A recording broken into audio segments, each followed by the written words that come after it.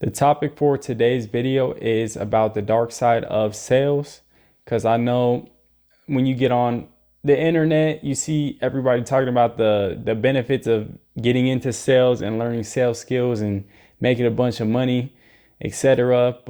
And even I get on here and talk about that as well, because it can change your life, but nobody ever really talks about like the dark side of it. So they never really talk to you about the grind and how much of a grind it is to become successful in the sales business. So that's what the video is about today, and just some of the personal experiences I've had with doing sales throughout my career. So the first thing I want to talk about, and this whole topic popped up in my head because of interaction that I had with a client last night, and it pissed me off so bad that I was like, I'm just gonna make a whole video about like the dark side of sales and how it can cause you to go crazy and be frustrated, but you gotta just push through it at the end of the day. So I'm gonna get to that story at the end, but for now, I'm just gonna talk about some key points on the dark side of the sales. So the first one is cold calls. So making cold calls, and what I do with my company, with the insurance company, we're not necessarily making cold calls, but like people are affiliated with us in some sort of way. They understand what we're calling for. Either a family member of theirs also has a policy with us, or they are affiliated with us, or they're a member of some type of a union that we serve union members as well.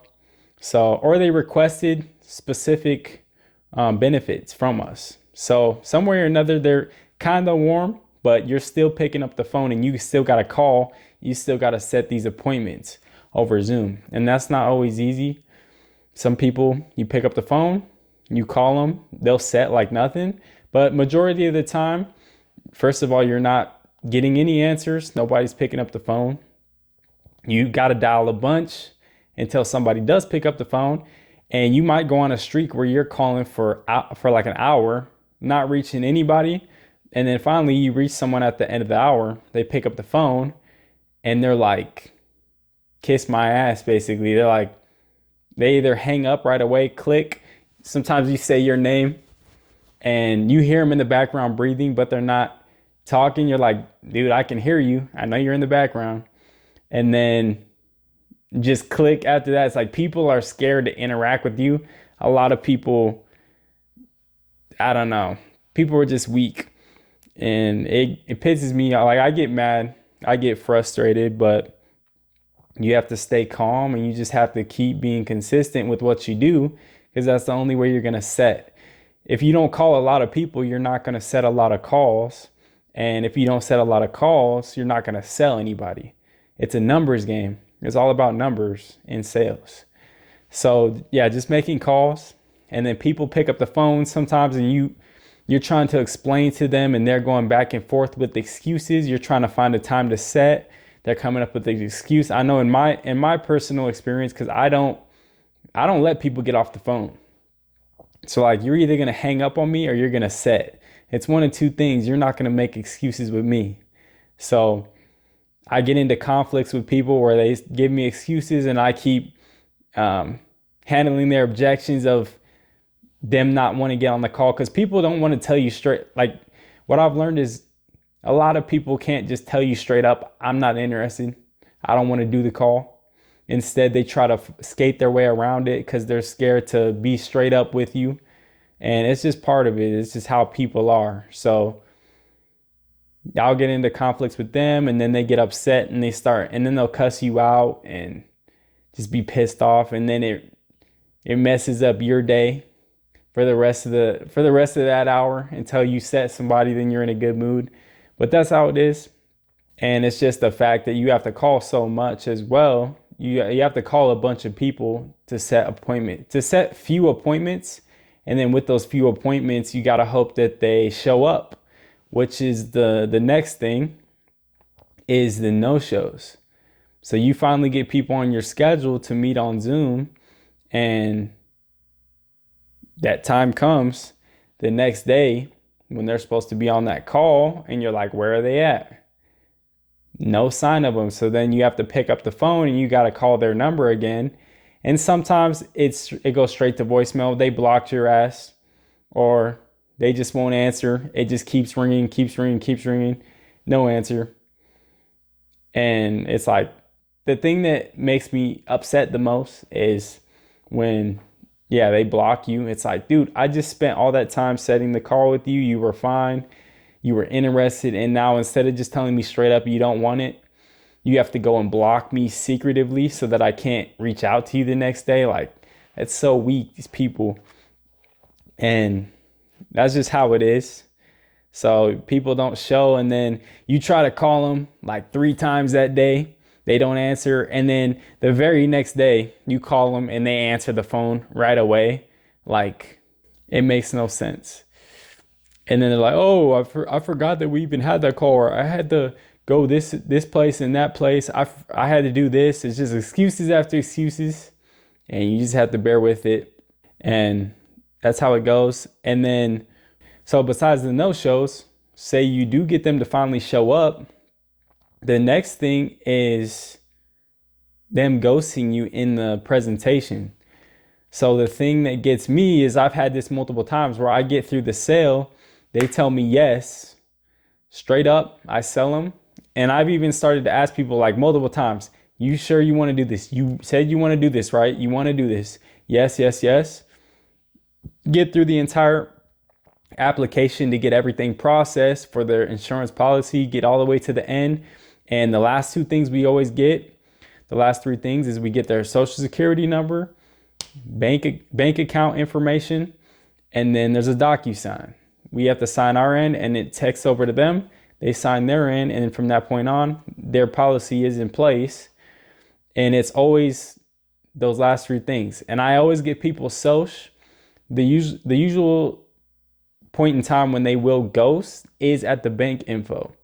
So I've had people just end the call, like out of nowhere, just like disappear off the call. Like you spent 30 minutes completing their app, 30 minutes to an hour, completing their application. And then right at the very end, they just disappear. Like they leave the call. Like, can you imagine that? You've got like $400 or $500 sitting there that you're about to make. All you need is one DocuSign, and they're gone. No explanations. That's the bad part about it being on Zoom, making the sale, is that people can feel free to leave anytime because you're not face to face with them.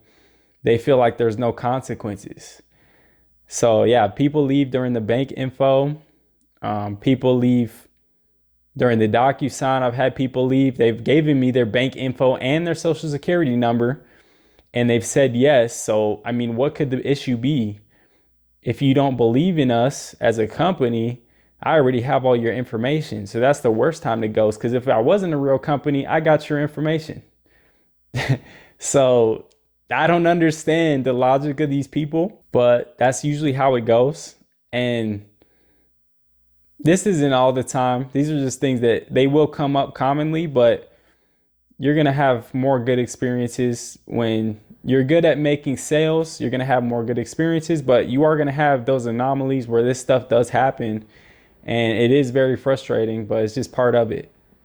And the last thing is, say you get past all that, you make the call, you set the appointment, they show up, and you make the sale, you get past the ghosting stage.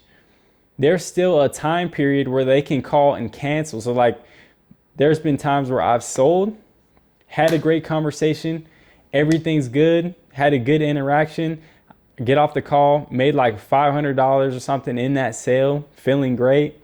And then these people, they text you back, and they'll never call straight up. It's like they never want to call straight up. Like they can't be a man and say, hey, I made a mistake, cancel. They'll send you a text talking about, oh, I don't want to do this anymore. I talked to so-and-so, maybe I shouldn't do this, go through with it. And then they cancel straight up. You spent an hour completing their application, And one text message, they can send it to you and it's like nothing. It's like, boom, cancellation. You lose that money. You don't make any money off of that. And sometimes it makes you want to hit the heavy bag. I need to get a heavy bag in here anyways, because I need to take out some anger sometimes, but they can really do that. It's like you make the sale, you get through that whole process, and it's not easy to do. It's not easy to get through that whole process. So if you're in my position, you know how hard it is. And then for just somebody to take it so lightly and be like, hey, I want to cancel. After I said yes with this program multiple times to my face, and then you still want to back out of it.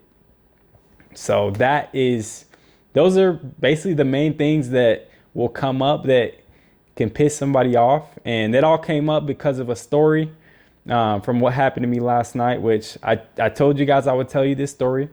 So what happened is I met with a lady and she was like 60 years old. It was just her, single. Her kids were all grown, everything.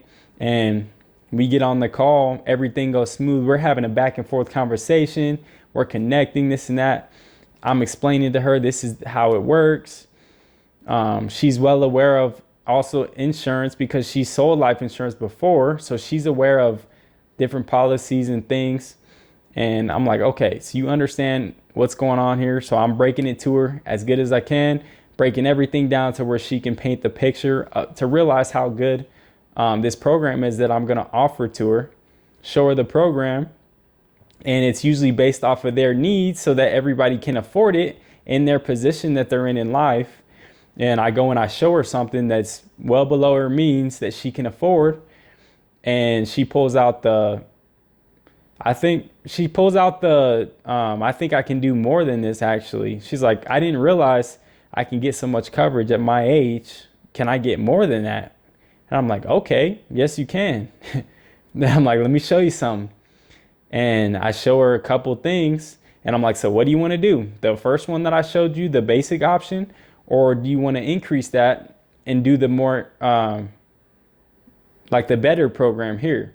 You got two options, which one? And she chooses the better program. And I'm like, okay, it's this amount, X amount per month. Can you pay that every single month? Yes. I just said, it's this amount per month. Can you pay that every single month? I'm doubling down. I'm saying it like 3 times. Yes, the money's not the issue. I got multiple bank accounts is what she tells me. So we continue and I'm going into the application. I'm getting all her information. We go through the questionnaire. I get her social. I get her driver's license number, all that stuff. We get down to the bank info and she had one particular bank. She's like, can I use this bank? And I'm like, okay, I'm not sure if we haven't used this bank before. I need to call someone. So I call someone above me, call an underwriter. They're like, yes, we can take this bank. Get off the phone. I'm like, all right, here we go. And she hits me with oh my God, I'm so sorry to do this. Like, I think she was trolling the whole time. I think she wanted to piss me off because like I wanted to fight after this. I really wanted to fight. She's like, I'm sorry to do this to you, but I got to get glasses in 2 days. And I'm like, okay, what does that mean? And she's like, the glasses, they cost me like $400 last year. So I got to make sure that I have that. And the program that I showed her was like $117 a month. And she's like, I'm like, okay. And she was telling me she has multiple accounts and stuff. And I'm like, are you saying you need to switch it to a different bank account and then switch back to that account that you want to use? And she's like, no, I'm just saying like, I got to make sure that I have the money for the glasses and stuff too. And I'm like, ma'am, well, if you go and buy a $400 pair of glasses and then that $117 comes out of your account this week and you don't have any money left, like, you're not going to be able to afford $117 a month, ma'am. Like, is this not clicking with you? You're not going to be able to afford this. So we need to start with something more basic. Why'd you tell me to increase it? And she's like, oh, the money's not the issue, this and that. And I'm like, so what's the deal then? What is the issue? just a bunch of excuses, a waste of time. They like to pull your leg, and just people get on there and sometimes want to waste your time, or they're just on there to shop around. So you have to be, sometimes you can make a little tiny mistake, and maybe I shouldn't have given her that option. Maybe I should have been direct with what I showed her. No, you're going to start with this, and then later on you can add to it. But as soon as you give them that leeway to where they can, they have the option to start coming up with their own results, then things can get out of hand. So she basically sat there and was like, oh, can we put it on hold till like the 20 something of the month, which is, it's barely the first week of the month. And she's like, can we put this on hold till then? And I'm like, no, we can't. And I'm like, this is something we got to do today. We can't come back to this. You already know, you have experience here. We get off this call, 99% of people that I've ever talked to that say they need to think about it or come back later, they're never going to come back, because you're never thinking about getting insurance for your death. No one ever thinks about that until I'm right there in front of you, presenting you the option. So like, you're not going to come back. Oh my God, like it's not even about the death benefit's not even what I'm worried about. Then what did we just go over this whole call for? Like, this bitch is crazy, dude. We just went over what we talked about was your life insurance. If you're not worried about the money, or you're not worried about the death benefit, why are we here on the call? So you can waste my time? Like, dude, I wanted to punch through this screen and break my computer, but obviously I'm not getting into my emotions. I'm able to hold it in.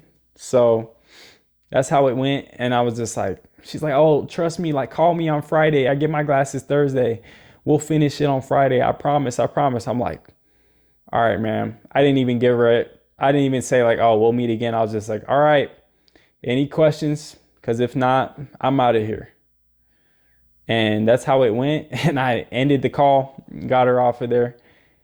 And dude, it was like I would have made like $500 or something off of that one sale. And I was just like, these people, they keep you going, that's for sure. But that was the story on how I even came up with the topic for this video, because stuff like that happens to me all the time.